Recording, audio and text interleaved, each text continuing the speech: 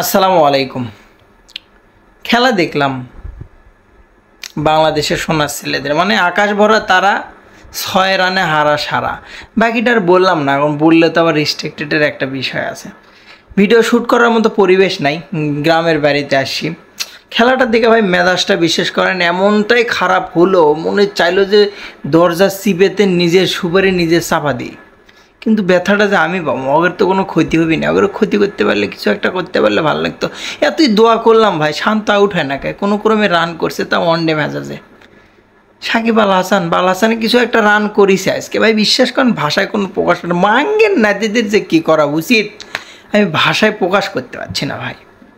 খেলাটা দেখলাম, বিশ্বকাপে গেছে খেলতে সোনার ছেলেরা, পিকনিক টিম, পোঙ্গামারানের টিম, আগুব্বার টিম, মন্ডায় চাইতেছে ভাই, বিশ্বাস করেন এক এক করে সিরিয়াল করেছে। সিরিয়াল তুলে সকালবেলা উঠে মনে করেন তেঁতুলের শরবত আর মনে নিম পাতা সব একাত্তরে সুপারি একটা একটা করে বের করে দরজার চিপে দিয়ে চিপাক করে করে মনে চিপায় মারি।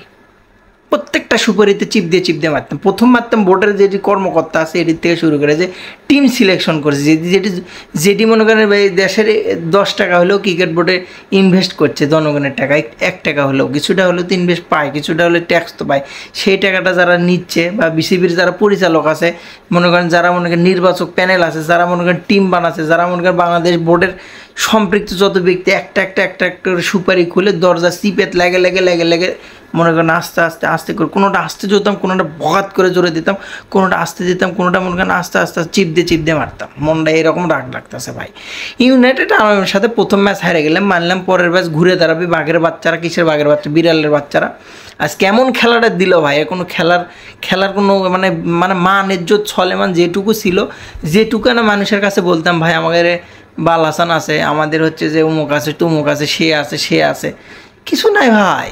আরব আমিরাতে 144 রান তুলতে পারলো না ভাই, 144 রান তুলতে পারলো না, গেছে বিশ্বকাপ খেলতে। মানে লজ্জাও মনে করেন, লজ্জা পেবি, লজ্জাও কবি যে না আমি এদের কাছে যাব না।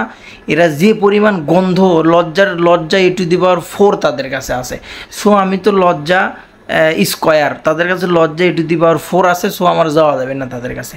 এটা কোনো কথা হতে পারে? এটা কোনো মানে ভাষায় প্রকাশ করতে পারছি না ভাই। বাংলাদেশ একটা 20 বছর 25 বছর 20 বছরের বেশি একটা টিম ক্রিকেট খেলছে, সেই টিমের যদি এই কন্ডিশন ভাই, মানের জোতলে আপনি কীভাবে বাইরে বাড়াবেন? মানের জোতলে বিশ্বকাপের জার্সিটা পরে ঘুরবেন কী করে? বাংলাদেশের জার্সিটা পরে কীভাবে ঘুরবেন যদি আপনি এই খেলাটা দেয়? 144 রান তুলতে পারল না। সীমায় সরকার 0,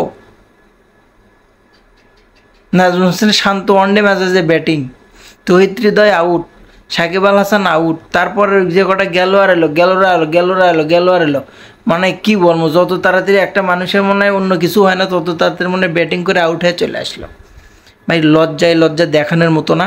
তোরা টান টোংলা বান্ধে এই যে এমবি খরচ করে, যে পেশালটি বাড়তিছি, এমবি খরচ করে প্রতি সেকেন্ড টেনশন টানছি, এমবি খরচ করে প্রতি সেকেন্ডে তোদের স্কোর দেখছি। বাল হাসানে কত করলো, মুখ হাসানে কত করলো, তৌহিদ হৃদয় কত করলো, মোস্তাফিজ কয়টা উইকেট পেলো। এই টাকাটা ফেরত দে, জনগণের টাকা আসে, তাড়াতাড়ি ফেরতটা দিয়ে বিশ্বকাপ তো করে খেলা হলে টান টোগলা বান্ধে চলে লিয়ায়। ভালো থাক, সালাম আলাইকুম।